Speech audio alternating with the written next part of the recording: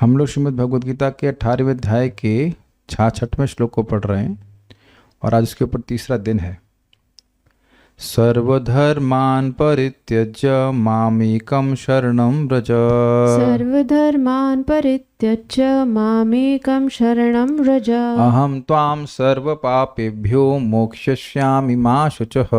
अहं त्वां सर्वपापेभ्यो मोक्षयिष्यामि मा शुचः। सर्वधर्मान् परित्यज्य मामेकं शरणं व्रज। सर्वधर्मान् परित्यज्य मामेकं शरणं व्रज। अहं त्वां सर्वपापेभ्यो मोक्षयिष्यामि मा शुचः। अहं त्वां सर्वपापेभ्यो मोक्षयिष्यामि मा शुचः।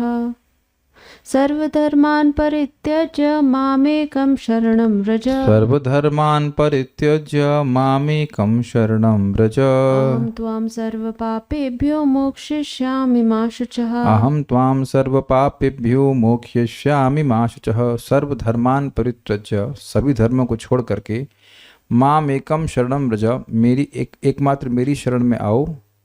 अहम, तुम्हारा कर्तव्य, अहम त्वं सर्वपापेभ्यो मोक्षयिष्यामि मा शुचः, मैं तुम्हें सारे पापों से मुक्त कर दूंगा, तुम संबंध में शोक मत करो।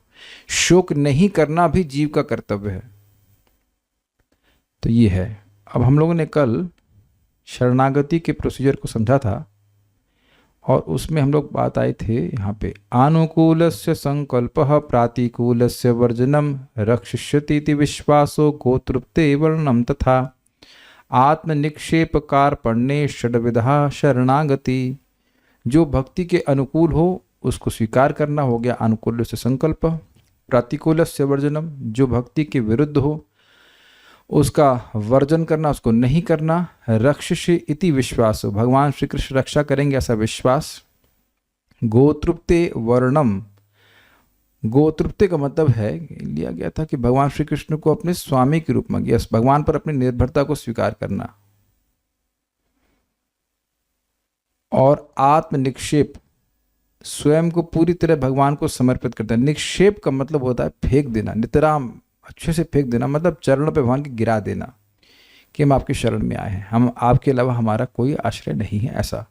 कार्पण्य मतलब नम्रता। ये वायु पुराण के अनुसार षड्विध शरणागति बड़ी इंटरेस्टिंग है। इसका फायदा क्या होगा? चैतन्य चरितामृत में कहा गया है, षडांग शरणागति होय बजहार, ताहार प्रार्थना सुने श्री ब्रजेंद्र कुमार। जिसकी इस प्रकार की षडांग शरणागति होती है उसकी प्रार्थना को भगवान सुनते हैं, क्योंकि उससे भगवान बहुत प्रसन्न होते हैं। तो ये करना चाहिए। देखिए, एक इंटरेस्टिंग बात है इसमें, अगर आप विचार करें तो करने वाले दो ही कार्य है ना, अनुकूलस्य संकल्पम और प्रातिकूलस्य वर्जनम। बाकी सारी चीजें करने वाली नहीं है। देखा जाए तो भगवान की रक्षा पर विश्वास करना, भगवान पर निर्भरता को स्वीकार करना, तो मन की भावनाएं हैं। मैं भगवान को समर्पित हूं, और कार्पण्यता, नम्रता, ये चारों के चारों ये मन की स्थिति है, मन के स्टेट है, मन का एटीट्यूड कह सकते हैं। लेकिन जो प्रैक्टिकल वे में आएगा वो है कि अनुकूल और प्रतिकूल। अनुकूल को स्वीकार करेगा और प्रतिकूल की वर्जना करेगा। भाई, जब भगवान हमारे एकमात्र रक्षक हैं, ऐसा हम मन में विचार कर रहे हैं, तो उनको अप्रसन्न करने वाला व्यक्ति कार्य नहीं करेगा। ये बात स्वाभाविक सी है। तो मन में जब ये सब बात होंगी कि मैं भगवान पर निर्भर हूँ, भगवान मेरी रक्षा करेंगे, तो स्वाभाविक सी बात है कि व्यक्ति भगवान को प्रसन्न करने वाले कार्य करेगा और भगवान को अप्रसन्न करने वाले कार्य नहीं करेगा। ये बात है। वह शास्त्रानुमोदित कार्य जो भगवान को प्रसन्न करते हैं उन्हें अनुकूल कहा जाता है। तो शास्त्रानुमोदित क्यों? भाई, भगवान पहले ही बोल चुके हैं भगवद गीता में कि शास्त्र का प्रमाण लेकर ही व्यक्ति को कार्य और अकार्य की व्यवस्था करनी चाहिए, मतलब समझना चाहिए कि क्या करना है क्या नहीं करना है। तो स्पष्ट है कि भगवान की आज्ञा भगवान को क्या प्रसन्न करेगा वह व्यक्ति को शास्त्र के द्वारा मालूम चलता है। इसीलिए कहा जा रहा है कि वह शास्त्र अनुमोदित कार्य जो भगवान को प्रसन्न करते हैं। इंटरेस्टिंग बात है कि शास्त्र में अनुमोदन तो बलि का भी है, तो क्या वो भगवान को प्रसन्न करता है? तो उत्तर है नहीं। वह यानी कि पॉइंट क्या है, वह चीज, वह शास्त्र के द्वारा अनुमोदित कार्य जो भगवान को प्रसन्न करें उनको अनुकूल कहा जाएगा और उनको ग्रहण करना चाहिए। जैसे भगवद गीता का अध्ययन, जैसे नाम जप, भगवान को भोग लगाना, ये सारी चीजें भगवान शास्त्र अनुमोदित हैं और भगवान को प्रसन्न करने वाली हैं, इसलिए हमारे लिए अनुकूल हो। ये बात है। तो देख लीजिए, शरणागति में शास्त्र का ज्ञान बहुत जरूरी है। अगर व्यक्ति को पता ही नहीं हो कि भगवान शास्त्र में ऐसा क्या कह रहे हैं जिससे उनको प्रसन्न कर पाएंगे, तो कैसे भगवान के शरणागत होगा? वो केवल भावुकता की शरणागति होगी। यहाँ स्पष्ट समझ में आ रहा है। उसी तरह से अब वह शास्त्र विरुद्ध कार्य जो भगवान को अप्रसन्न करते हैं उन्हें प्रतिकूल कहा जाता है। बिल्कुल स्पष्ट है। आत्म निक्षेप का अर्थ है अपने भरण पोषण का दायित्व भगवान को समर्पित कर देना, जिनकी शरण भक्त लेता है। अब अगर हम ये पूछें कि क्या अर्जुन भगवान को शरणागत थे, तो भगवान को शरणागत थे। लेकिन यही भगवान, और ऐसा नहीं कि युद्ध के पहले थे, युद्ध के बाद थे, वो हमेशा से शरणागत थे।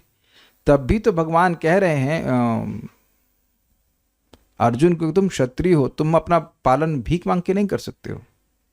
तो देखिए, ये इंटरेस्टिंग है। जो मैं समझ पा रहा हूं उसका बात ये सिंपल है। क्या प्रभुपाद जी ने कभी कुछ नहीं किया? क्या बिजनेस नहीं किया या कुछ नहीं किया? क्या वह ऐसी अवस्था में शरणागत नहीं माने जाएंगे?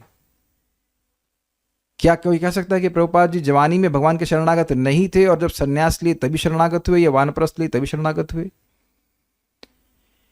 और क्या भगवान यहां पर इस श्लोक को बोलने के बाद अर्जुन को बोल दिए जाओ जंगल जाओ? तो बात क्या है? बात यह है कि जो भी भगवान हमारी वृत्ति निर्धारित किए हैं, जिसके अनुसार हमारा पालन पोषण हो रहा है, वहां भी ये देखना कि भगवान के सामर्थ्य से ही हो रहा है। You can just come here, that's easier for me. ये ध्यान देना, ये अहंकार लोगों में बहुत रहता है, प्राय सभी लोगों में रहता है कि मैं कर रहा हूं, मैं अपने सामर्थ्य से कर रहा हूं, मैं अपने परिवार का पालन पोषण करने वाला हूं, इत्यादि इत्यादि। लेकिन जो बुद्धिमान व्यक्ति, जो शरणागत है, वो जान रहा है कि ये व्यवस्था भी भगवान ने करी है। ये बात है, मेरे जीवन की एक विशेष अवस्था में भगवान एक विशेष रूप से मेरे भरण पोषण की व्यवस्था कर रहे हैं। ये बात समझनी चाहिए। प्रभुपाद बहुत सुंदर बात कहते हैं कि देखिए, हाथी को भी उसका प्रिय भोजन दिया जाता है, भगवान की व्यवस्था है। तो जो शरणागत भक्त है भगवान का, वह अपने भरण पोषण की चिंता नहीं करता है। बेसिकली उसकी एकमात्र चिंता क्या है? वह भक्ति के अनुकूल चीजों को कैसे ग्रहण करे और प्रतिकूल से कैसे उसकी वर्जना करे। बाकी सारी व्यवस्था तो भगवान करते ही हैं। ये बात है। जो इस्कॉन के भक्त प्रचार कर रहे हैं, तो कोई कहेगा तुम लोग कुछ करते नहीं हो, तुम्हारे खाने पीने की व्यवस्था अपने आप हो जाती है। देखिए, अपने आप तो भगवान करते हैं, लेकिन क्या भक्त कुछ नहीं करते हैं? तो जो लोग इस प्रकार का आक्षेप कर रहे हैं उनसे कहो कि ठीक है, आप भी भगवत गीता का प्रचार करके दिखाइए, पुस्तक बांटिए, वितरण कीजिए। आप देखेंगे कि सामान्यतः गृहस्थी में व्यक्ति के अपने पत्नी और बच्चे के भरण पोषण की बड़ी चिंता रहती है, लेकिन वो ये भूल जाता है कि इनका भी पोषण करने वाले भगवान ही हैं। असली पति वही है। जो भी इस जगत में पति, वो तो ले करके भरण पोषण कर रहे हैं। ये एक इंटरेस्टिंग बात है भाई। बहुत बार मान लीजिए पति मर ही जाए या पंगु हो जाए कुछ, तो क्या करेगा बताइए? बुद्धि ही काम ना करे। अच्छा, कर भी कैसे रहे हो अपना भरण पोषण? शरीर से कर रहे हैं। शरीर के सामर्थ्य भी कहां से आ रहा है? भगवान से आ रहा है। तो ये सारी बातें व्यक्ति को बुद्धि ला के समझना चाहिए कि हम लोग अपने भरण पोषण के लिए भगवान पर समर्पित हैं। यानी कि पॉइंट है, व्यक्ति को, भक्त को अपने भक्ति की चिंता होनी चाहिए कि मैं कैसे अपना जप अच्छे से कर सकूं, कैसे अपने भगवान की सेवा ठीक से कर सकूं, और वह स्वयं ही देखेगा कि भगवान कैसे व्यवस्था कर रहे हैं। आप देखिए कि जितनी एंजाइटी, मतलब परेशानी लोगों को अपने भरण पोषण की होती, उतनी चिंता व्यक्ति के भजन की नहीं होती है ना? और ये देखा गया है कि जब लोग भजन की चिंता करते हैं, मतलब भजन करते हैं, तो उनका भरण पोषण एटलीस्ट बड़ी आसानी से आ जाता है। ये तो देखा गया है। अब बाकी आप विचार कर सकते हैं।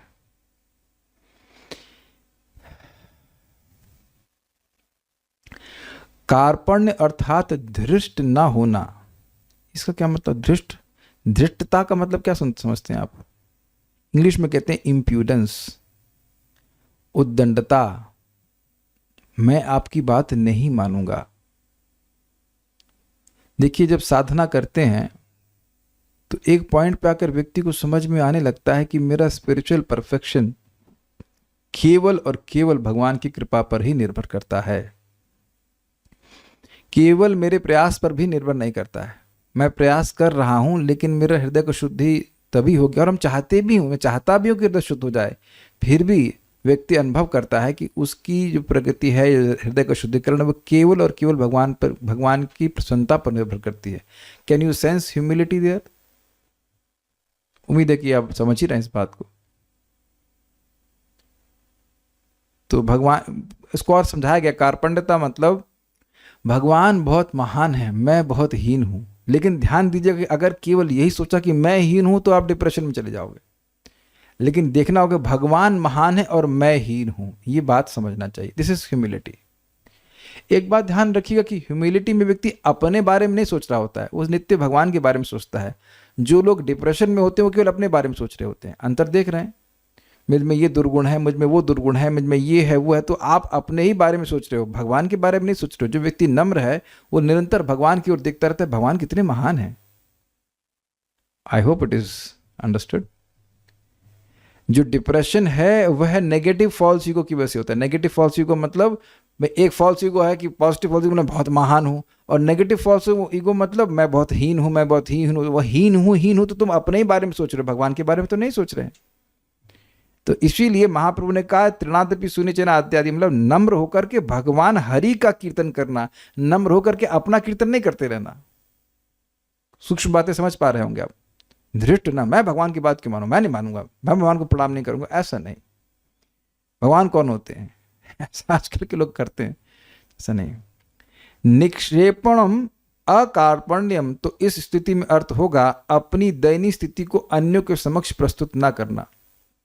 बाकी सब कुछ स्पष्ट है। ये क्या कहे, देखिए एक पाठ था कि आत्म निक्षेपणम कार्पण्यम, भगवान के चरणों में अपने को समर्पित कर देना, और कार्पण्य मतलब नम्र रहना। और दूसरी तरफ पाठ भेद अगर हो जाएगा तो कहेंगे आत्म निक्षेपणम अकार्पण्यम। तो स्पेलिंग मिस्टेक है क्या? नहीं, अकार्पण्यम ठीक है। अकार्पण्य का मतलब भगवान के अलावा और किसी के सामने दयनीय अवस्था प्रस्तुत नहीं करना। एक बहुत सिंपल सी बात है, ऐसे बच्चे अपनी माँ से मांगते हैं, पड़ोसी से तो ना मांगते हैं। तो ये भगवान की शरणागति का लक्षण है। अब क्यों लक्षण है? जिसको भगवान की महिमा पर वास्तविक रूप से विश्वास होगा वह किसी कठिनाई में भी भगवान का ही आश्रय देखेगा, वह अन्यों का नहीं देखेगा। देखिए ये सिद्धांत है। अब मैं इस स्तर पर हूं, मैं ये नहीं कह रहा हूं, क्योंकि ये स्तर है बहुत अद्भुत। हम लोग थोड़ी थोड़ी कठिनाई में ये सहारा देगा, वो सहारा ही देखेगा, ये हमारी चेतना है, क्या कर सकते हैं। लेकिन वास्तविक रूप से जो शरणागत भक्त है वो भगवान की शरण लेता है कि इसमें भगवान हमें रास्ता दिखाएंगे, भगवान हमारी सहायता करेंगे इत्यादि। जैसे कि देखिए द्रौपदी, जैसे कि आप गजेंद्र के केस में देख लीजिए, ये बात है। तो अकार्पण्य का मतलब है भगवान की ही शरण में जाना, अन्यों की शरण में नहीं जाना, ये बात है। जीव गोस्वामी भक्ति संदर्भ, ये तो आपके मुख्य मुख्य अर्थ हो गए। आप कुछ अलग अलग अर्थ भी दे रहे हैं, उसको भी आप ग्रहण कर सकते हैं। अगर बाकी अर्थ ना भी समझ पाए तो ये जो मुख्य है इसको ऐसे समझ लीजिएगा। जीव गोस्वामी भक्ति संदर्भ 236 में समझाते हैं कि गोत्रत्रे वर्णम अर्थात भगवान को अपने स्वामी के रूप में स्वीकार करना ही शरणागति की परिभाषा है, और इस कारण से अंगी है और अन्य 5 विषय इसके अंग हैं। थोड़ा समझिए इसका मतलब क्या है। गोत्रत्रे वर्णम मतलब भगवान मेरे स्वामी हैं, ये हो गया अंगी। जैसे शरीर हो गया अंगी और उसके हाथ, नाक, कान, ये सब अंग हो गए, लिम्स हो गए। तो अंगी मतलब शरीर। तो मुख्य बात है गोत्रत्रे वर्णम, कृष्ण को अपने स्वामी के रूप में स्वीकार करना, और ये बहुत इंपॉर्टेंट है। देखिए प्रभुपाद जी दूसरे स्कंद में एक जगह समझा देते हैं, चैतन्य चरितामृत से कोट करते हुए, कि सारे शास्त्रों को पढ़ने का सार बात यह है कि कृष्ण मोरा प्रभु त्राता जीव हैल ज्ञान। कृष्ण मेरे प्रभु हैं, कृष्ण मेरे त्राता हैं, ये जीव को ज्ञान हो जाना चाहिए। अब आप लोग लिंक कर पा रहे होंगे, अगर जीव को ये समझ में आ गया कि कृष्ण एकमात्र उसके स्वामी हैं, उसके त्राता हैं, उसके मतलब उसका उद्धार करने वाले हैं, तो वो करेगा क्या? ये आत्मनिक्षेप है, समझ में आ गया। सॉरी, गोत्रत्रे वर्णम है, समझ में आ गया। कृष्ण मेरे स्वामी हैं, कृष्ण मेरा प्रभु त्राता जीव हैल ज्ञान। जीव को जब ये समझ में आ जाएगा कि भगवान उसके स्वामी हैं, तो अब उसके बाद बाकी शरणागति की सारी चीजें आ जाएंगी कि नहीं आ जाएंगी। जब मेरे स्वामी है तो मेरी रक्षा भी करेंगे, उनको मैं समर्पित भी होऊंगा, उनके अनुकूल कार्य करूंगा, प्रतिकूल को नहीं करूंगा। It is very simple. भाई शरीर होगा तब अंग आएंगे कि नहीं आएंगे? जब शरीर ही नहीं है तो अंगों का मतलब ही नहीं है। तो अगर किसी ने भगवान श्री कृष्ण को अपने स्वामी के रूप में स्वीकार किया ही नहीं, तो क्या अनुकूल विषयों को ग्रहण करना और प्रतिकूल विषयों को वर्जन करना ये संभव होगा? ये समझ पा रहे हैं सब लोग? जब शरीर ही नहीं है तो अंग कहां से आएगा? Is it okay? ये सबको नहीं समझ में आया? चैट तो ओपन है, I think so. Yes, is it all okay? Should we go forward? ये इंटरेस्टिंग है। और आप देखेंगे कि बार बार प्रभुपाद जी अपने तात्पर्य में ये बात समझा रहे हैं कि जीव एकमात्र कृष्ण का अंश है, कृष्ण उसके स्वामी है, कृष्ण उसके स्वामी है, कृष्ण के स्वामी है। तो ये हम लोगों को प्रभुपाद जी हेल्प कर रहे हैं, समझा रहे हैं शरणागति को स्वीकार करने के लिए। Is it okay? एक सिंपल सी बात है, देखिए कभी आप किसी को मानते हैं कि भाई ये हमारा बॉस है, जब तक ये बात नहीं मानी जाए तो उसकी कोई बात मानेंगे? जैसे वरुण प्रभु, मैं आपके बॉस का नाम भी नहीं जानता, तो अब नाम भी ना जानूं, वो तो मेरे लिए बेसिकली निराकार ही हैं, तो उनकी बात कुछ मानने वाला हूं मैं? मान लीजिए वे घर पे आए तो मैं आई जस्ट बी कर्टियस कि हाँ ठीक है हैं, लेकिन उनकी कोई बात तो मानने वाला नहीं हूं। आप में से कोई व्यक्ति किसी को अपना बॉस मानता है? किसी भी व्यक्ति को अपना कोई बॉस मानता हो तो उस बॉस की बात मानेंगे तभी जब बॉस मानेंगे। साइंटिस्ट प्रभु, आपके भी ऊपर कोई वो होंगे ना ऑफिशियल्स, जब आप गवर्नमेंट जॉब कर रहे थे, अब उनकी कोई बात मानते हैं आप? सिंपल नहीं, काहे नहीं मानेंगे भाई, हमारे बॉस ही नहीं है। तो यहाँ पर अब जैसे मैं सरोजा मैडम को याद था क्या, वो जो हमारी बायोलॉजी टीचर थी, तो उसकी वही बात मानूंगा मैं? कुछ नहीं मान रहा, क्या करूंगा? उस टाइम बात मानते थे। तो ये एक इंटरेस्टिंग बात है कि व्यक्ति समझे कि कृष्ण मेरे स्वामी हैं। और देखिए वो खुर्राट स्वामी नहीं, खुर्राट समझते हैं आप? परेशान करने वाले स्वामी नहीं, खड़ूस, ऐसे नहीं है, बड़े प्रेमी स्वामी हैं, बहुत प्रेमी स्वामी हैं, समर्थ हैं, प्रेमी हैं। तो ये बातें बड़ी जरूरी है शरणागति के लिए। अगर हमारे स्वामी लूले लंगड़े हों, कुछ कर ही ना पाए, भाई ये पानी भी उनको देना हमें पड़ रहा हो, देते हैं पानी अलग बात है, लेकिन भगवान समर्थ हैं, कृष्ण समर्थ हैं, कृष्ण कृपालु हैं, वो हमको शरण देना चाहते हैं, उनके देने का सामर्थ्य है। ये बात सुनेगा तब व्यक्ति भगवान की शरणागति स्वीकार कर सकता है। और देखिए एक कठिन बात भी नहीं है, आप कभी भी समस्या में रहना ना, तो ये स्मरण करें कि भगवान आप मेरे हृदय में हैं, अब इस समस्या का समाधान कैसे करना है आप मुझे गाइड कीजिए। क्या ये मुश्किल है भक्तों? ये बताइए। It's not difficult. आप अपने जीवन में कभी ना कभी ऐसी समस्या को में पड़ेंगे ही जिसका सोल्यूशन आपके पास नहीं होगा। मेरे संग तो बहुत बार हुआ ऐसा, नो सोल्यूशन, हमारी सारी बुद्धि सब फेल हो जाती, कुछ नहीं कर पाते।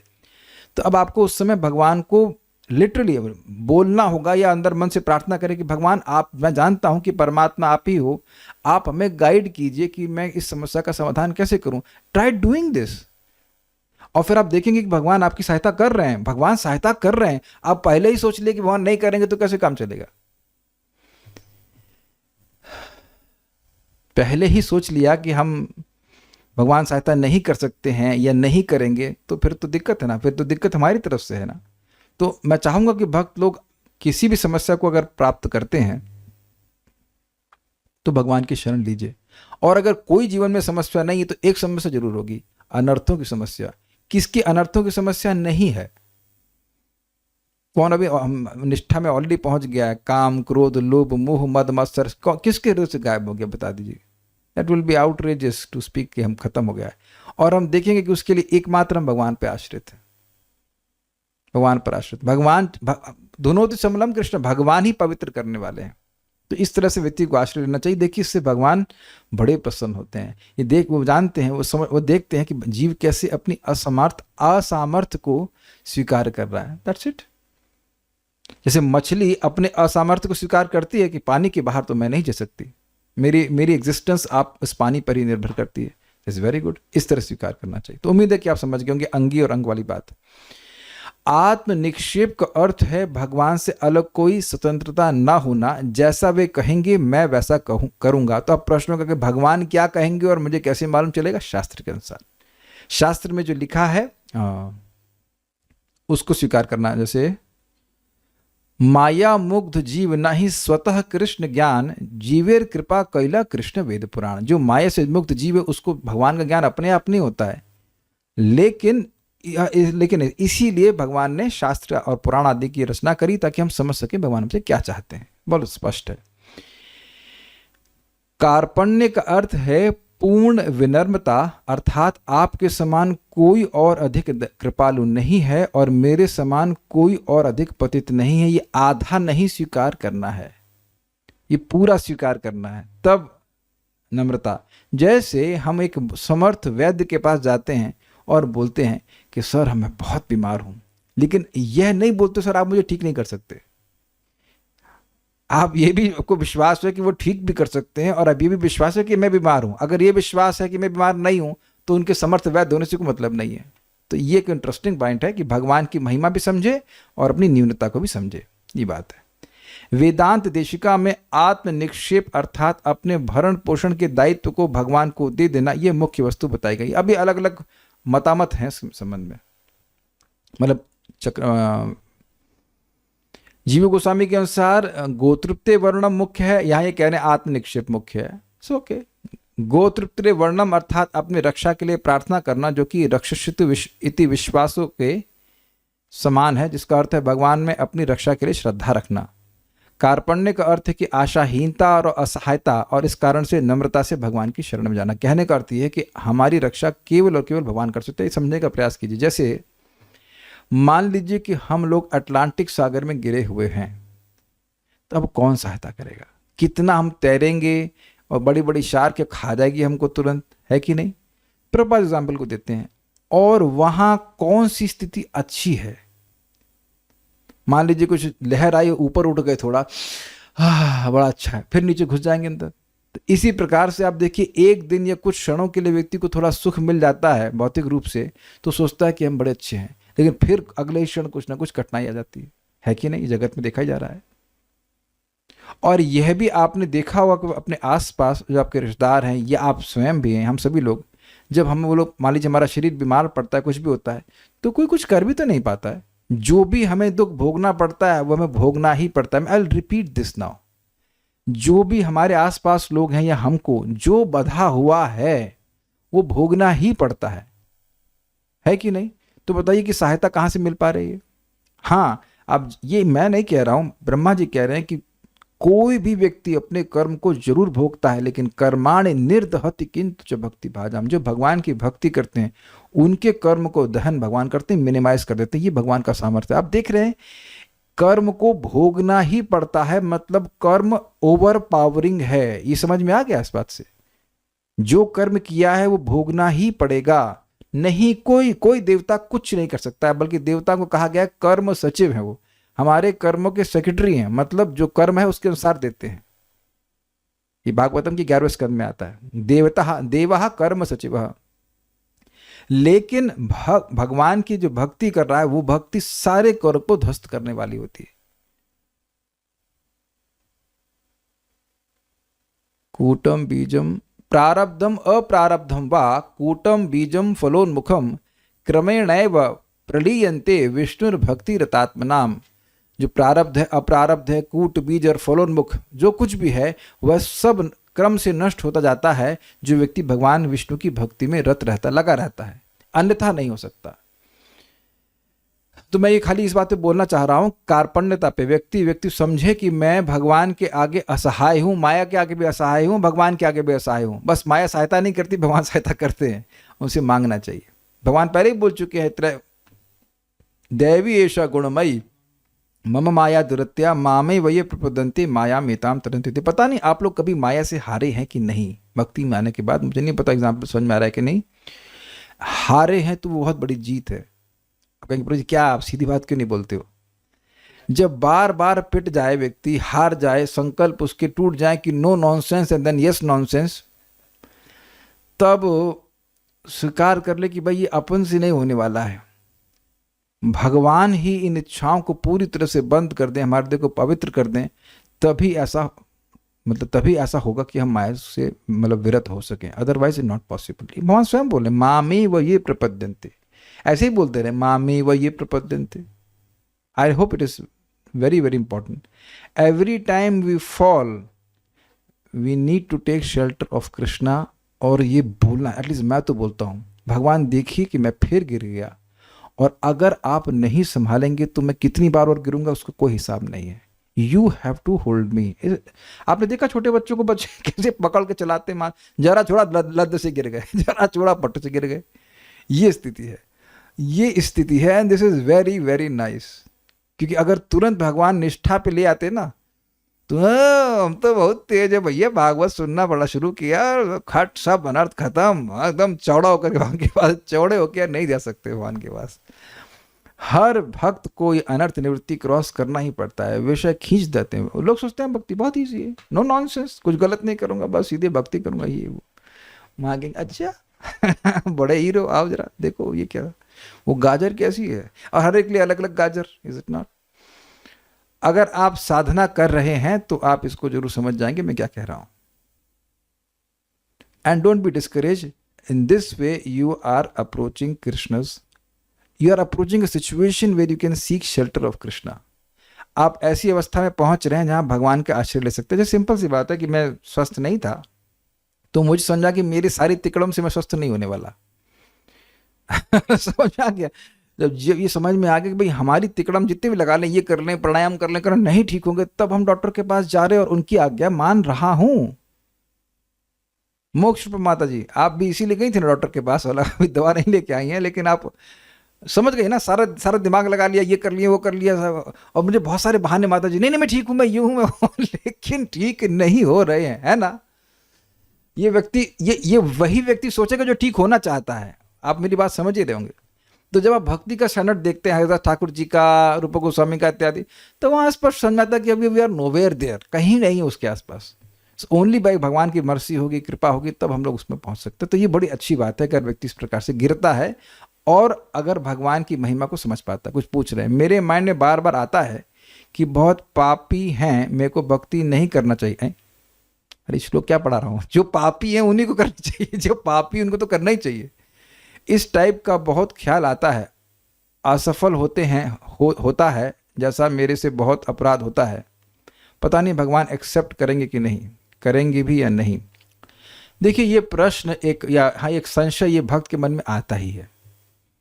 हम तो गलतियां करते आ रहे हैं जब से भक्ति कर रहे हैं। आज कितना साल हो गया? 2025 से 22 साल हो गए, फिर भी भगवान छोड़ नहीं रहे। हम भी सुधर नहीं रहे। मैं देख रहा हूँ, मैं भी सुधर नहीं रहा हूँ, वही गलती कर रहा हूँ, भगवान भी छोड़ नहीं रहे। आप लोग नहीं, अब गए, अब तो भगवान छोड़ देंगे, बट भगवान नहीं छोड़ते। मैं इसको ऐसा समझता हूँ, जब माया नहीं छोड़ रही है तो भगवान छोड़ देंगे क्या? भगवान माया से गिरे गुजरे हैं, समझे मेरी बात?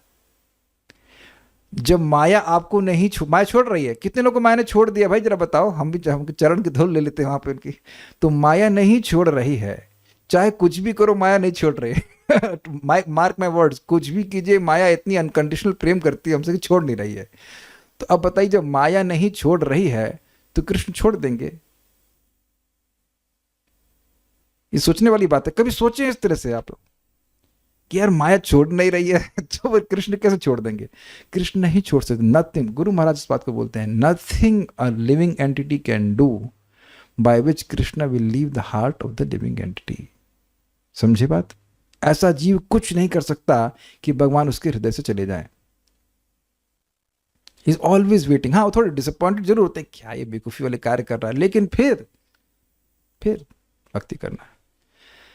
और फिर भगवान एक्सेप्ट नहीं करेंगे तो कौन करेगा?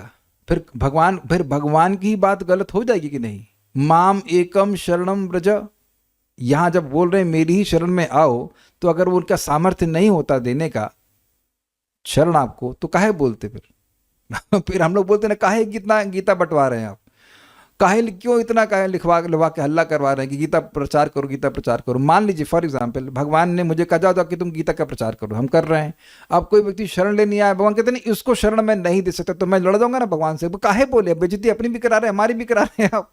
हम जाके सबको बोल रहे हैं जाओ भगवान की शरण में जाओ, वहां भेजा तो कह रहे हैं भैया यहाँ पे वैकेंसी खत्म हो गई, आप लायक नहीं है। ऐसा नहीं है। देखिए भगवान के सामर्थ्य को समझिए। भगवान का एक नाम जितने पापों को काट सकता है, दुनिया के सारे लोग मिलकर के सारे पाप नहीं कर सकते उतना। तो ध्यान दीजिएगा कि भगवान किसी को रिजेक्ट नहीं करते हैं। और तो कोई कमेंट नहीं, will go forward. Prabhupada ji का तात्पर्य, भगवान ने अनेक प्रकार के ज्ञान तथा धर्म की विधियां बताई हैं।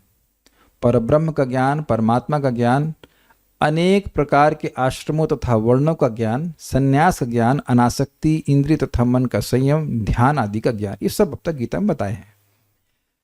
उन्होंने अनेक प्रकार से नाना प्रकार के धर्मों का वर्णन किया। याद होगा आपको शूद्र के गुण, वैश्य के गुण इत्यादि इत्यादि।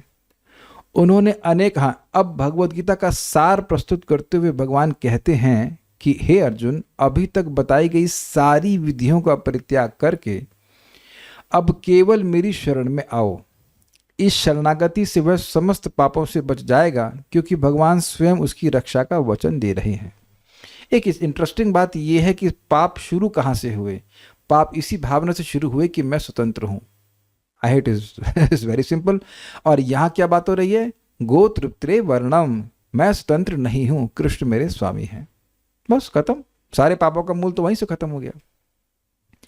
7वें अध्याय में यह कहा गया है कि वही कृष्ण की पूजा कर सकता है जो सारे पापों से मुक्त हो गया हो। क्या बोला गया था? ते ये शाम तुअंतगतम पापम जननाम पुण्य कर्मणाम ते द्वंद्व मोह निर्मुक्ता भजन्ते माम दृढ़व्रता। जिनके पाप नष्ट हो गए और जिनके खूब पुण्य है वह दृढ़व्रत होकर के भगवान का भक्ति करते हैं, ये बोला। इस प्रकार को यह सोच सकता है कि समस्त पापों से मुक्त हुए बिना कोई शरणागति नहीं पा सकता है। ऐसे संदेह के लिए यहाँ यह कहा गया है कि कोई समस्त पापों से होना चाहिए, मुक्त ना भी हो तो केवल श्री कृष्ण के शरणागत होने पर स्वतः मुक्त कर दिया जाता है। पापों से मुक्त होने के लिए कठोर प्रयास करने की कोई आवश्यकता नहीं है। देखिए, सिंपल सी बात बताइए, कितने लोग, आप सब में से एक व्यक्ति हाथ खड़ा कर दे कि उसको भक्तों ने बोला था कि पहले इस श्लोक को अपने जीवन में आचरण करो, ये शाम तुअंत गतम पापम जननाम पुण्य कर्मणाम ते द्वंद्व मोहम निर्मुक्ता भजन्ति माम दृढ़व्रता, और अब तुम भक्ति में आओ। किसी को बोला था कि पाप से मुक्त हो फिर आओ, नहा के आओ? अच्छा, कितने लोगों को बोला था कि नहा के आओ और हरि नाम करो? Has anyone been told? कि भक्त उल्टा बोलते, अरे कोई नहाने का भी नियम नहीं। अच्छा, नहाने का भी नियम नहीं, हाँ ठीक है, कर सकते हैं। तो आप देखिए कि भक्त लोग जानते हैं कि नाम प्रभु सब नष्ट कर देते हैं, सारे पापों को नष्ट कर देते हैं, अपने और पुण्य भी दे देते हैं। दोनों चीज अपने आप देते हैं, पुण्य भी देते हैं और पाप नष्ट कर देते हैं, तो अपने आप ही योग्यता बना देते हैं। ये कह रहे हैं यहाँ पे। उम्मीद है कि आप समझ गए होंगे। अच्छा, एक इंटरेस्टिंग है, पापों से मुक्त होने के लिए कठोर प्रयास करने की कोई आवश्यकता नहीं है। ये नहीं कह रहे कि कोई प्रयास करने की आवश्यकता नहीं है। ध्यान दिया आपने? पापों से मुक्त होने के लिए कठोर प्रयास करने की कोई आवश्यकता नहीं है। ये नहीं कह रहे कि प्रयास ही नहीं करना है। तो क्या बोलना चाहते हैं? देखिए, भगवान की शरणागति में भी प्रयास है, लेकिन कठोर प्रयास नहीं है। Got it? मनमना भव मद भक्तो मदयाजी माम नमस्कुरु, ये शरणागति का कार्य है, ये सब अनुकूल कार्य है। तो इनको करने में कोई प्रयास, कोई कठोर प्रयास नहीं है। ऐसा नहीं कि प्रयास ही नहीं, कि आपको लग रहा है मैं बिना प्रयास के बोल रहा हूं कुछ, या मैं कुछ पढ़ के नहीं आया, या आप लोग कुछ समझ नहीं रहे हैं, ऐसा तो नहीं है। तो कठोर प्रयास का मतलब है जो घोर घोर प्रायश्चित है। जैसे एक भक्त से कुछ पाप हो गया था, पाप क्या हो गया था? जबरदस्ती किसी ने इस पर, एक मुसलमान ने उसके ऊपर कुल्ला कर दिया था, उसकी जाति नष्ट कर दी। तो वो लोग उसको बोल रहे हैं ऐसा करो तुम गर्म घी पियो और मर जाओ। तो ये कठोर प्रयास हुआ कि नहीं? तो महाप्रभु ने कहा कुछ नहीं करो, तुम हरे कृष्ण मंत्र जपो। तो अब अंतर हो गया ना, कठोर घी पीना और हरे कृष्ण मंत्र का अमृत को पीने में, दोनों में अंतर हुआ कि नहीं? तो महाराज को बड़े सुंदर तरह से समझाते हैं। भागवत में एक जगह आया, कह अति प्रयास। कह मतलब क्या, और अति प्रयास मतलब अधिक प्रयास। तो भगवान की भक्ति में कौन सा अधिक प्रयास है? कौन सा अधिक प्रयास का मतलब प्रयास तो है, बहुत अधिक प्रयास नहीं है। प्रसाद खाने में कौन सा बहुत अधिक प्रयास है?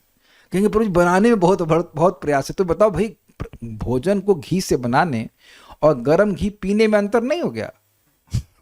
आप समझ गए ना? ऐसा प्रायश्चित करना बहुत फजीयत हो जाएगी।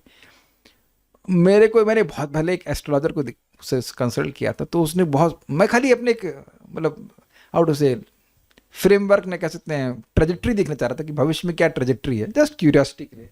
जो उसने बताए वो सब बड़े सोल्यूशन बताए थे, ये कर लो वो कर लो। उसने कहा गायत्री मंत्र का जप करो, तो हमने कहा गायत्री तो हम खुद ही कर लेंगे, आपको 21,000 बार आपसे क्यों करवाएंगे ना। Can do my self. उसे पैसे बनाने थे, बात सिंपल सी है। तो बड़े बड़े प्रयास होते हैं उसमें, बहुत आडंबर होता है, वो सब करने की कोई जरूरत नहीं है। मनुष्य को बिना झिझक के कृष्ण को समस्त जीवों के रक्षक के रूप में स्वीकार कर लेना चाहिए। उसे चाहिए कि श्रद्धा तथा प्रेम से उनकी शरण ग्रहण करे। और इसको हम लोग चर्चा कर चुके हैं, कैसे भगवान हम लोग जन्म दे रहे हैं, रक्षा कर रहे हैं, सबकी रक्षा कर रहे हैं। और ये भी आप जानते हो 15वें अध्याय से कि खाना तो हम खा लेते हैं, है ना। 15वें अध्याय में बोला था प्राण पान समायुक्तो पचाम्यम अन्नम चतुर्विधम। प्राण और पान से युक्त होकर मैं खाने को पचा रहा हूं, तो पालन नहीं कर रहे हैं। देखिए, ये जो शरणागति है ये कोई भावुकता के आधार पर नहीं है, ये शास्त्र के ज्ञान के आधार पर है। जैसे मान लीजिए भी मैं किसी डॉक्टर के पास इलाज करा रहा हूँ, तो भावुकता में नहीं जा रहा हूँ कि मुझे उनकी शक्ल बड़ी अच्छी लगती है या मुझे बहुत प्रेमी है, ऐसा नहीं। हम एविडेंस पे अन्य लोगों को, बहुत से लोगों को आश्रय प्रदान किए हैं, मतलब आश्रय इन द सेंस ठीक किए हैं, उस आधार पर मैं उनके पास जा रहा हूँ। आई hope it is very clear, बिल्कुल। और जब तक हम भगवान के बारे में बार बार नहीं सुनते हैं शास्त्र से, ये एक दिन में गायब हो जाती सारी शरणागति।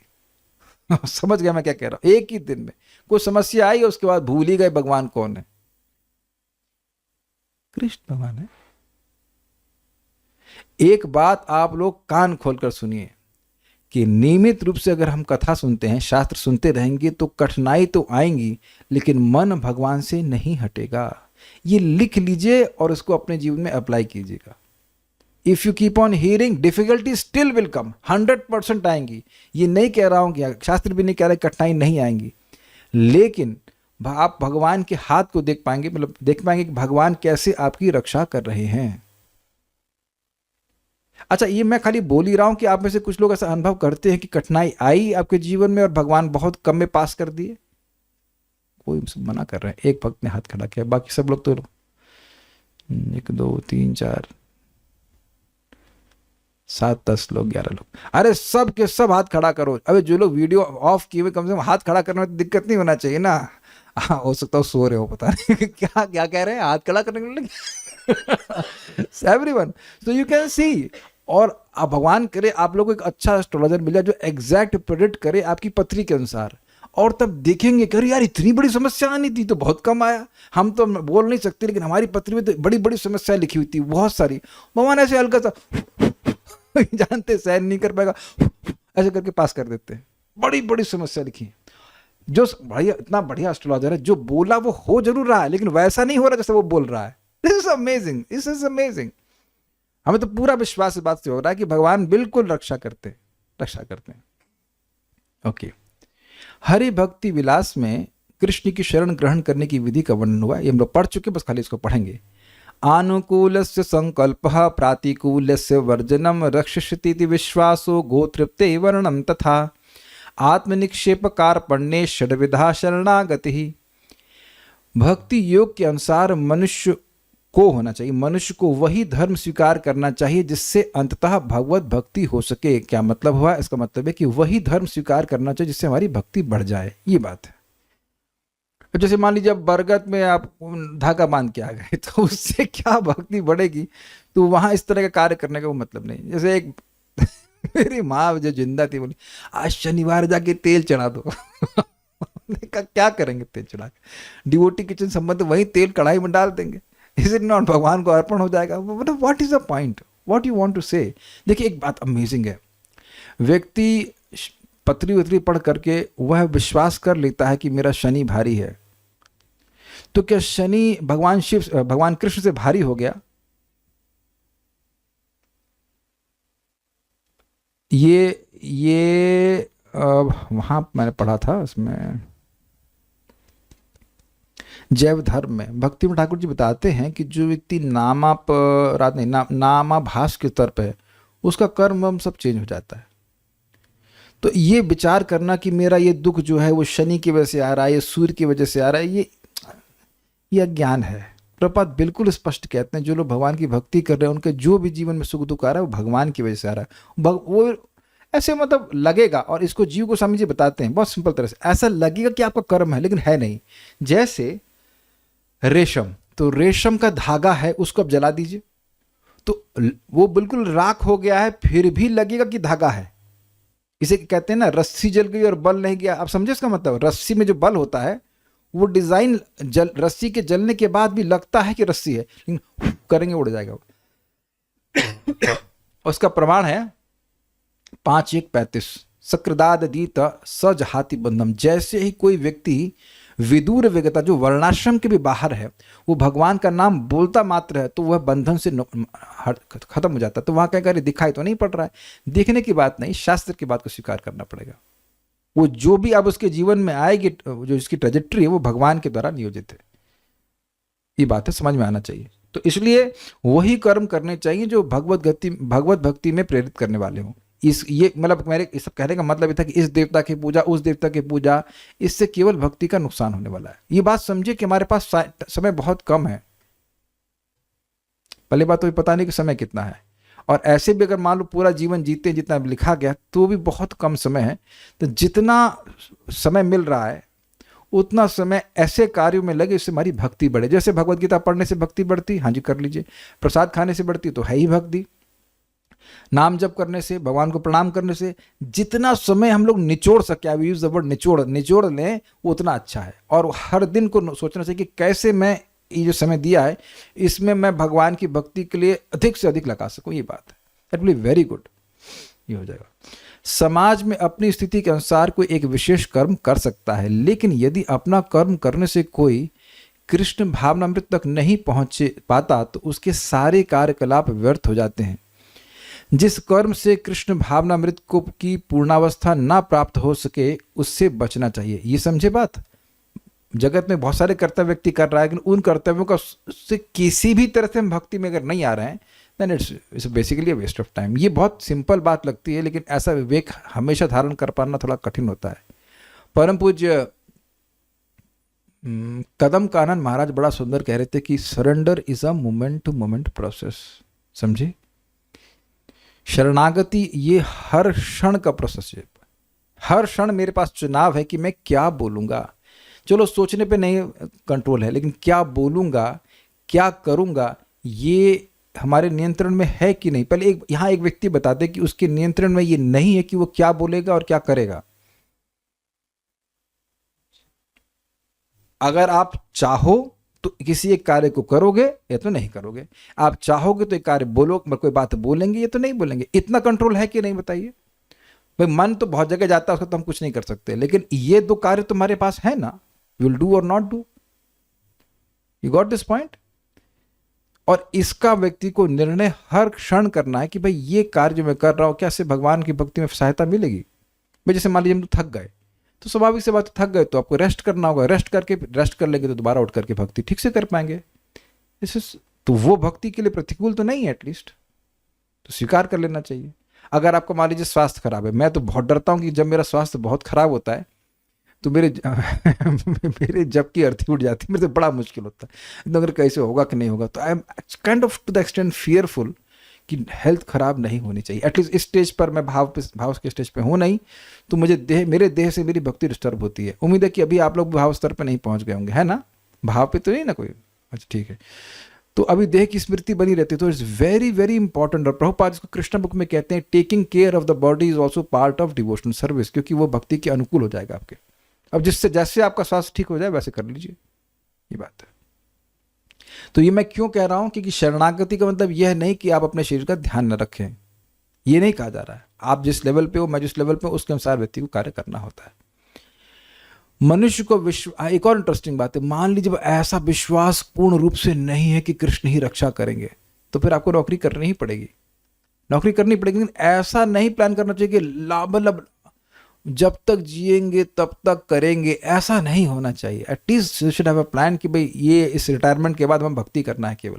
आई hope some ideas are getting. मनुष्य को विश्वास होना चाहिए कि कृष्ण समस्त परिस्थितियों में उसकी सभी कठिनाइयों से रक्षा करेंगे। इसके विषय में सोचने की कोई आवश्यकता नहीं कि जीवन निर्वाह कैसे होगा, कृष्ण इसको संभालेंगे। तो फिर आप सब लोग नौकरी छोड़ दें, अब कोई बिजनेस ना करे, ऐसे नहीं चलता है। और ना ही हर व्यक्ति का ऐसा अधिकार होता है। ये बात सत्य है।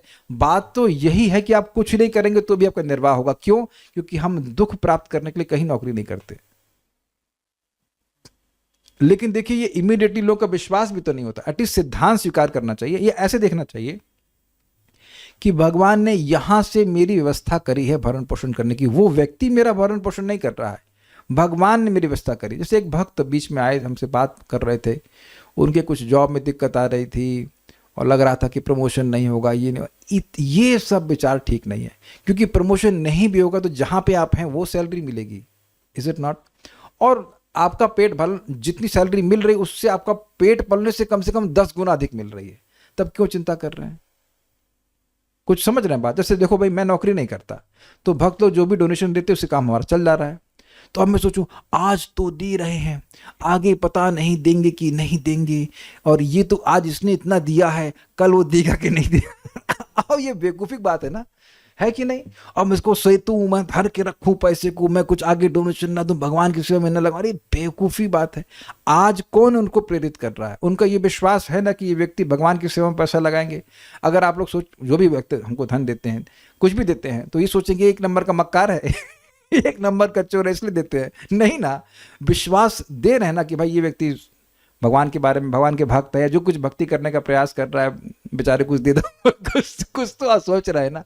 तो ये प्रेरणा भी कौन दे रहा है? भगवान दे रहे हैं। अच्छा मान लीजिए मैं ऐसा अहंकार करूं कि भाई मैं बड़ा अच्छा प्रवचन कर रहा हूं, इतने लोग ज्वाइन कर लिए इसलिए लोग दे रहे हैं, ये भी बेवकूफ़ी है, क्योंकि मैं प्रवचन कैसे कर रहा हूं ये मुझे नहीं पता। आज शाम का श्लोक देखना, अब जस्ट बोल्ड हो गया। कल पता है रात में क्या हुआ? कल भगवान एकदम से मेरी एनर्जी खत्म कर दी। मैं कहा मेरे को सोना है, मैं पढ़ नहीं सकता क्योंकि मैं रातें पढ़ता हूँ। और आज जब मैं सुबह उठ के पढ़ा, भागवतम का श्लोक तैयार किया, तो मैं बिल्कुल कन्विंस हो गया कि कल रात अगर थकी हुई हालत में पढ़ता तो मैं कुछ नहीं समझ सकता था। इन प्रत्यय, ये प्रत्यय और क्या क्या अर्थ आया है। If you can directly see it is Krishna doing, not me. मैं नहीं कर रहा हूँ, मैं नहीं कर रहा हूँ। तो चाहे आप सेल्फ एम्प्लॉयड हैं या किसी और के द्वारा, सुपर सेल्फ के द्वारा एम्प्लॉयड है, we are all being employed by Krishna. ये बात समझनी चाहिए। और एक अद्भुत बात और भी है कि जहां से व्यक्ति को एम्प्लॉयमेंट आ जाता है उसको यही विश्वास होता है कि भाई यहीं से आना है। लेकिन ध्यान देना हो कि ये सारी व्यवस्था भगवान कर रहे हैं। इसका प्रमाण मेरे पास 5वें स्कंद में अंत में है, भरत महाराज के केस में, कि भगवान कैसे सबको पालन कर रहे हैं उनकी बुद्धि में प्रेरणा देने के द्वारा। देखो तुम ये करो। क्या हम में से कोई व्यक्ति भीख मांग सकता है? आप बताइए, please raise hands if would like to do that. नहीं, तो आप भीख कैसे मांगेंगे? लेकिन मैं देखा कि जब हम डॉक्टर साहब के पास गए थे तो वहां भी व्यक्ति भीख मांग रहा था और मुझसे मोटा था वो। सर यार, ये तो मुझसे मोटा है तो भीख मांग रहा है, तो भीख मांग कर भी अपना जीवन चला दे रहा है कि नहीं चला दे रहा है? तो भगवान उसको ऐसे प्रवर्तित कर रहा है। यहाँ तक कि वहाँ खड़े तो एक माता जी आई, पहले भी मांगी, मैंने कहा नहीं कैश नहीं, तो कहते जूस तो पिला दो। ऑनलाइन पेमेंट करके जूस पिला दो। डेयरिंग देखिए, डेयरिंग। पहले 2 रुपये मांगते थे, कह रहे 60 रुपये का जूस पिला दो, कहते अमेज्ड। तो यह भी उनकी बुद्धि में प्रेरणा भगवान दे रहा है ना। तो मैं खाली ये कहना चाहता हूँ कि निर्वाह भगवान कर लेंगे, चिंता नहीं करनी, जो आपका कर्तव्य कीजिए। ये जो भक्तों में आचरण अब चालू हो गया ना, 12-12 14-14 घंटे काम कर रहे हैं, ये सब ठीक नहीं है। ऐसे आप भगवान के शरणागत नहीं हो पाएंगे। बड़ा मुश्किल है, विचार कर लीजिएगा, थोड़ा सा संभल कर करना चाहिए। 8 घंटे प्रभुपाद ने कहा है करने के लिए, ठीक है। ये देखो हमारा काम है कर्तव्य स्टैंडर्ड बताना। अब कौन कितना डिफ्लेक्ट करता है वो उसके ऊपर है, उसके हिसाब से दिक्कत आएगी। कुछ भक्त कहना चाह रहे हैं तो हम उसको पढ़ना चाहेंगे। बिना नहा, ये हमेशा सिंपल एक ऑफ ट्रैक प्रश्न करते हैं। चलिए क्या कह रहे हैं? बिना नहाकर बोला गया था पहली बार अच्छा नहीं, शुरू में प्रभु जी जब आपने बिना नहाए माला छूने के भी मना नहीं करता। अच्छा ये कमेंट देना, ठीक है। सभी धर्मों का त्याग करना मतलब अन्य देवी देवता की पूजा को छोड़कर भगवान कृष्ण के शरणागत होना। पर भागवतम में तो गोपियां कात्यायनी देवी की पूजा करती हैं। अच्छा, काहे के लिए करती हैं? आधी बात बोल करके छोड़ दे रहे हैं, आधा ही पढ़े हैं आप गोपियों के बारे में। क्यों करती हैं? ताकि कृष्ण की प्राप्ति हो जाए। तो आप दुर्गा जी के पास इसीलिए जाते हैं? अगर इसलिए जाते हैं बड़ी अच्छी बात है। दुर्गा जी स्वयं बोल रही है कृष्ण का नाम जपो, वेद काहे पढ़ते हो? रामायण में सीता माता जी भी पार्वती माता जी की पूजा करती हैं। भागवतम में रुक्मिणी माता भी किसी माता जी की पूजा करती हैं। किसी माता जी नहीं, दुर्गा जी की पूजा। दुर्गा जी की पूजा नहीं करती। शादी के पहले उनको एक रस्म थी कि वो दुर्गा जी और शिव जी की पूजा करने के लिए जा रही थी। अब देखिए, पहली बात मैं दशम स्कंद पहुंचा नहीं हूं। दूसरी बात ये तो स्पष्ट है कि कात्यायनी पूजा काहे कर रही थी। कात्यायनी महामाये ऐसे करके श्लोक अगर कोई ढूंढते तो बता दीजिए, भेज दीजिएगा। कात्यायनी महामाये, हे कात्यायनी, हे महामाया, कृष्ण मेरे पति के रूप में हो जाए, ऐसे करके कुछ है। कृष्ण कुरु, ऐसे पतिम कुरु, ऐसे करके बोले। एक ही उनकी अभिलाषा थी कि कृष्ण मेरे पति हो जाए। तो हम गोपी किस तरह पे आ गए हैं? अरे अभी 16 माला करने में नानी चाची ताई सब याद आ जाती है कि नहीं? तो कहाँ गोपी के स्तर पे आप पहुंच जाएंगे? So don't imitate that. और क्या है, जैसा हम भगवान के सरेंडर होंगे वह उसी प्रकार की सोचने की हमें बुद्धि देंगे। नहीं नहीं नहीं, ऐसा नहीं कह रहा हूं मैं। सभी को भगवान उनकी बुद्धि के द्वारा प्रवर्तित कर रहे हैं कि तुम्हारा यहां से मेंटेनेंस हो जाएगा, तुम ऐसे करो, उसके कर्मानुसार। ये बात मैं बोल रहा था। ठीक है, अब भाई गोपियों के बारे में चर्चा मत कीजिए, अभी थोड़ा सा इधर ही भगवद गीता में रहिए। बात सिंपल थी कि वो जो भी कुछ इच्छा कर रही थी भगवान के संबंध में कर रही थी। कृष्ण इसको संभालेंगे। एक बात मैं बार बार रिपीट कर रहा हूं, it does not mean that we lead irresponsible lives, लेकिन we don't lead independent lives.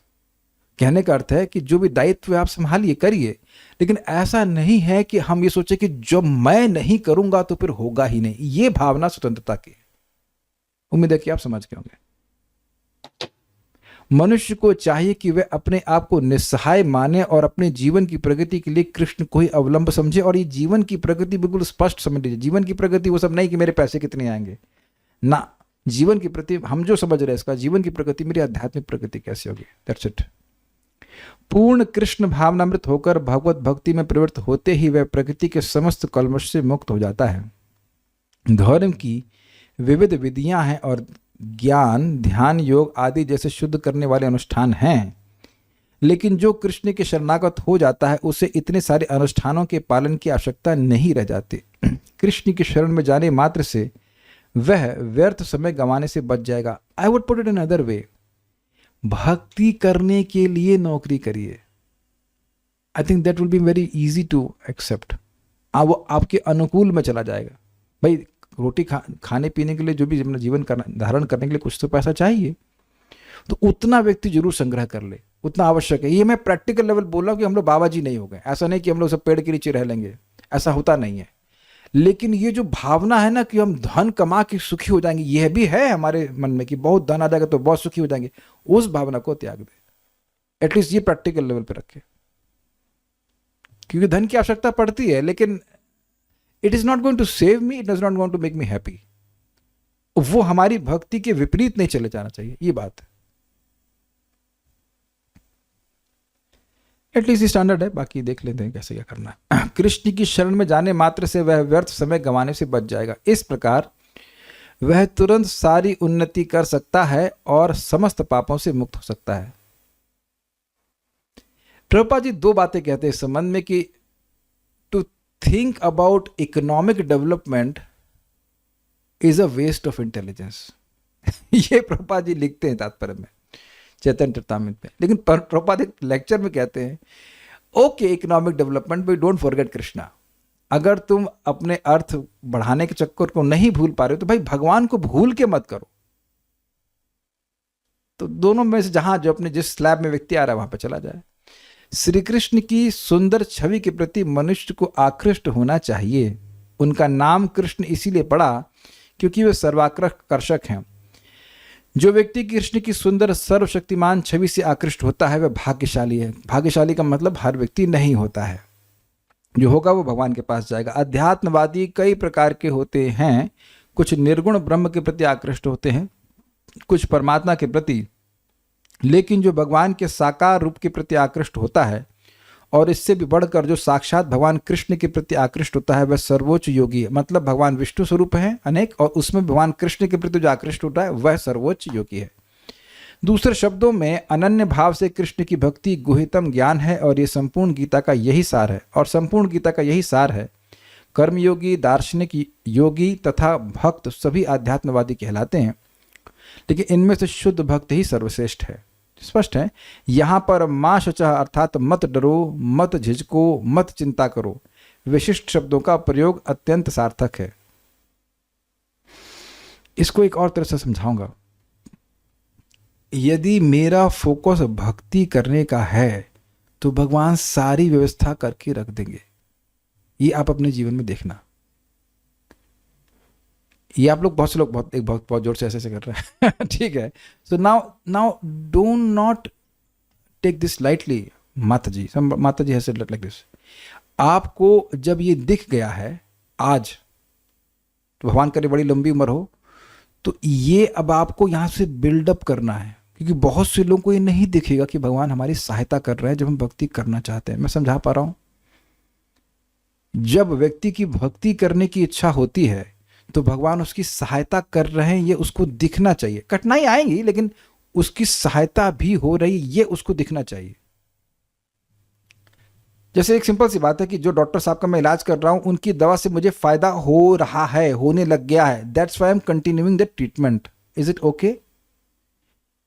और जब ये लगने लग जाए भगवान तुम्हारी कोई सहायता ही नहीं कर रहे हैं, तो शायद कठिनाई होगी भक्ति को आगे कंटिन्यू करने में।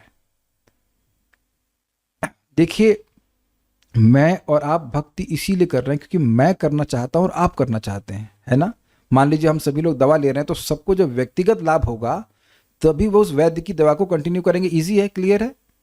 तो जब आपको ये दिखने लग जाएगा, ये मुझे दिखेगा कि ये भगवान तो मेरी व्यक्तिगत रूप से हेल्प कर रहे हैं, he is actually helping me, और मेरी गलतियों के बावजूद मेरी हेल्प किए जा रहे हैं, हेल्प किए जा रहे हैं, हेल्प किए जा रहे हैं, तो भगवान से प्रेम नहीं बढ़ेगा? आपको व्यक्तिगत रूप से वही तो करना है। मैं प्रेम कर रहा हूं कृष्ण से, उससे आपको कोई मतलब नहीं है। ये आप कर रहे हैं तो उससे कोई मेरा कोई मतलब नहीं है। मेरा मतलब है कि मुझे कृष्ण से प्रेम हो रहा है कि नहीं। I hope it's very clear. भाई भोजन आप लोग करके आते हो तो ये देखते हो ना कि आपने पेट भर गया है। इट्स वेरी क्लियर नहीं? मैं ना कहना चाहता हूं कि लोगों का खुद का विवेक जागृत होना चाहिए। आपको लग रहा होगा लेकिन जब हम काउंसलिंग करते तो हम देखते हैं कि लोग ये बात नहीं समझ पा रहे कि भगवान की सहायता कर रहे हैं। मैं एक नाम नहीं बोलूंगा, एक स्पष्ट बात बोल रहा हूँ। एक माता जी हैं, वो शादी कर रही थी तो हमने कहा, वो खुद बताएं कि जो लड़का था वो दारू पीता है, शायद और स्त्रियों के पास भी जाता है। हमने कहा काहे शादी कर रही हो? उनका सब कर्म था, ऐसे लड़के से शादी कर ली। वो भक्त भी नहीं था, उसने परेशान भी किया। अब बताइए, जब शादी हो गई तो मैं क्या काउंसलिंग करूंगा? कुछ भी नहीं कर सकता। बाद में उसको छोड़कर घर आ गई। क्या ऐसे लड़के के संग रहना सही है? बिल्कुल सही नहीं है। तो भगवान ने ही उनकी सहायता करी कि उसको छोड़ने की शक्ति दी, नहीं तो जिंदगी भर उसी में फंसी रहती और भक्ति भी ठीक से नहीं कर पाती। तो हम तो यही देख रहे हैं कि वो भगवान उनको सहायता दे रहे हैं, और एक्चुअली सहायता दे रहे हैं। वो भी थोड़ा पहले से तो काफी भक्ति करने लग गई। आप बताइए, ऐसे कैसे किसी के संग रह सकते हैं? आकर के गाली गलौज करेगा। मतलब हम तो देख चुके हैं लोग शराब पी के क्या करते हैं। या एक और भी माता जी, उनके भी पति उनको रोक रहे थे, बहुत ज्यादा रोक रहे थे, फिर उनके वो नहीं छोड़ी, पति छोड़ के चला गया। तुम भक्ति करोगे तुमको छोड़ के चले जाएंगे।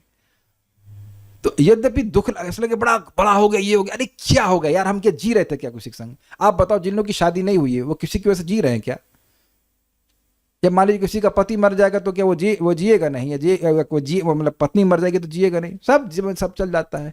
लेकिन भक्ति, भगवान आपकी मति को भगवान में लगाए रखे हैं। ये सहायता है, ये सहायता है। मैं किसी को नहीं बोल रहा हूँ डाइवोर्स ले लो, मैं बोल रहा हूँ कि आप सारी परेशानी के बावजूद आपकी मति भगवान में लगाए हुए हैं। भाई क्या ये तो समझ में आ रहा है? आज तक लगाए हुए भगवान का आशीर्वाद है कि आप गीता क्लास में बैठे हो और जगह भी हो। कुछ लोग देखिए यहाँ बैठे हैं, यहाँ तक पहुँचने के बाद भी अभिमन्यु सो जा रहे हैं, वो समझ ही नहीं पा रहे मैं क्या कह रहा हूँ। एनीवेज नो प्रॉब्लम, वो चलते ही रहेगा। तो हम खाली बोल रहे हैं कि झिझको मत। क्यों झिझकेगा व्यक्ति? बड़ा अच्छे शब्द है ना, मत डरो, मत झिझको। कृष्ण क्या मेरी सहायता करेंगे? मैं छोटा सा इनसिग्निफिकेंट जीव, मेरी सहायता करेंगे? वो सबसे प्रेम करते हैं, सबकी सहायता करते हैं।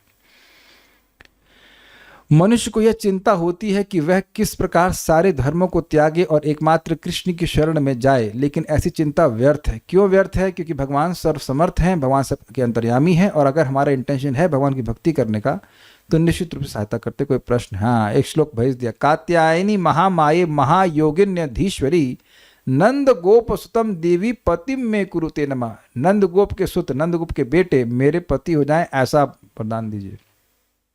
ठीक है, तो इस तरह से गोपियां मांग रही थी। क्या हमें मुस्लिम को टच नहीं करना चाहिए? अरे ऐसा कुछ नहीं कि आप टच करने से धर्म नष्ट होता। वो वहाँ पे एक मुसलमान को हुआ, ये था, क्या नाम था, नाम भूल रहा हूँ मैं उनका। एक व्यक्ति थे, उनका एक मुसलमान सेवक था। तो वो जब वो सेवक था तो उसको थोड़ा सा ताड़ना किए थे, कुछ गड़बड़ मस्ती कर रहा होगा, तो उसने छड़ी से पिटाई करी थी। अब कस के मार दिया तो पीठ पे निशान बन गया। आगे जाकर के वह नवाब का असिस्टेंट या कोई बहुत बड़ा व्यक्ति बन गया। नवाब हुसैन शाही था, नवाबी बन गया था, नवाब हुसैन शाह बन गया। तो उनकी रानी ने देखा तो रानी को बड़ा रंज हो गई, बड़ी इमोशनल हो गई इस बात पे कि अरे किसने आपको मार दिया। कहते हैं कौन थे भूल रहा हूँ, महाप्रभु के पार्षद हैं, तो उनका नाम जो है, उनको बोले कि इन्होंने बचपन हमको मार दिया था, ऐसे मारा था मतलब। तो कहते इनकी जान मार दीजिए, जान मार दीजिए। अरे कैसे जान मार दें, इनकी हमको ट्रेनिंग दी है, हम इतना सिखाए हैं, हमारा ऊपर इतना उपकार है। कहते नहीं इसको नहीं मारे तो मैं मर जाऊंगी। अब बड़ा परेशान बेचारा। तो कह रहे नहीं मार तो नहीं सकते, तो कह रहे ठीक है अच्छा मार नहीं सकते तो कम से कम उसकी जाति ले ली। तो उनको बुलाए और जो उनका हुक्का होता है ना मुसलमानों का, तो उसमें उनका कुछ सिस्टम होता है, कोई थूक जाता हो जो कुछ भी हो, तो उस हुक्के का पानी उस पर वो छिड़क दिए, समथिंग कुछ हुआ कि झूठा पानी छिड़क दिए। तो वो ये मानने लगे कि हमारी तो ब्राह्मण जाति खराब हो गई। तो बाकी लोग इस प्रकार से बोल रहे थे कि तुम मर जाओ इस पाप के नाते। लेकिन महाप्रभु ने कहा नहीं, आप हरे कृष्ण मंत्र जप ही वही पर्याप्त है। प्रभु जी, either we can be in Maya और we can be with Krishna, not both, is it true? बड़ा अच्छी बात आपने याद दिला दी। कह रहे या तो हम माया में होंगे या कृष्ण के साथ होंगे, एक साथ तो दोनों कुछ नहीं हो सकता। जी हाँ, बिल्कुल सही बात है भाई। अंधकार और सूर्य एक साथ तो नहीं हो सकता। कृष्ण सूर्य सम माया है अंधकार, जहां कृष्ण नहीं तहां माया अंधकार। अब एक बड़ी मजेदार बात बोला आपने, मुझे याद दिलवा दी, मैं बोलना ही चाह रहा था। अगर कोई पिक्चर देख रहा है तो आप क्या कहेंगे? वह माया में है, में को अंडरलाइन कीजिएगा। कोई और गलत काम कर रहा है तो आप कहेंगे वो माया में है, यानी कि उसके कृत्यों के द्वारा आप ये बोलते हो और ये देखते हो कि वह माया में है।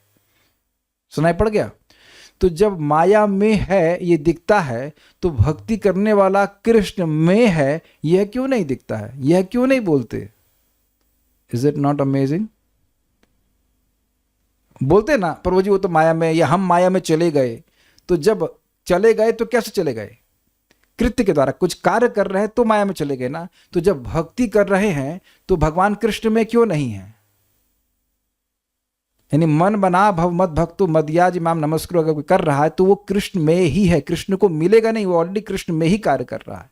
It's very wonderful. जैसे कि मछली जल में ही रहती, वही उछलती कूदती जो कुछ कर रही है वो जल के अंदर रहती है।